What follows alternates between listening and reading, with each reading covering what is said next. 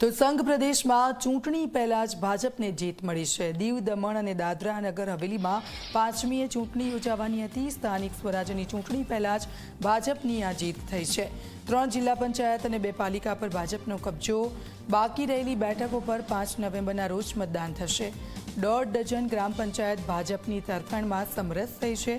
મહત્વનું છે કે સંઘ પ્રદેશ, દીવ, દમણ, દાદરા અને નગર હવેલીમાં સ્થાનિક સ્વરાજ્યની ચૂંટણી યોજાનાર છે, જે પહેલા જ 3 જિલ્લા પંચાયત અને 2 નગરપાલિકા પર ભાજપે કબજો મેળવ્યો છે, જેમાં નિર્વિરોધ બહુમતી મળતા ભાજપનો ઝંડો લહેરાયો છે। તો બીજી તરફ દમણ જિલ્લા પંચાયતની 16માંથી 10 બેઠક, દમણ મ્યુનિસિપલની 15માંથી 12 બેઠક, સેલવાસ મ્યુનિસિપલની 15માંથી 14 બેઠક, દાદરા નગર હવેલી જિલ્લા પંચાયતની 26માંથી 17, દીવ જિલ્લા પંચાયતની 8માંથી 5 બેઠકો નિર્વિરોધ ભાજપે જીત મેળવીને તમામ મુખ્ય સંસ્થાઓ કબજે કરી લીધી છે।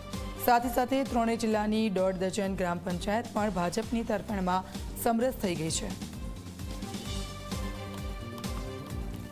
દાદરા નગર હવેલી, દમણ દીવમાં સ્થાનિક ચુનાવ થઈ રહ્યા છે, જેમાં દમણ નગરપાલિકામાં 15 વોર્ડ છે, તેમાંથી ભારતીય જનતા પાર્ટી 12 વોર્ડમાં જીત હાંસિલ કરી લીધી છે। જિલ્લા પંચાયતની 16 સીટ છે, તેમાંથી 10 પર અમે વિજય હાંસિલ કર્યો છે અને 16 પંચાયતોમાંથી 9 પંચાયતોમાં સરપંચ અમે જીતી લીધા છે। એવી જ તર્જ પર સેલવાસમાં 15 નગરપાલિકા જે છે વોર્ડ છે, એમાંથી અમે 14 પર જીત હાંસિલ કરી છે।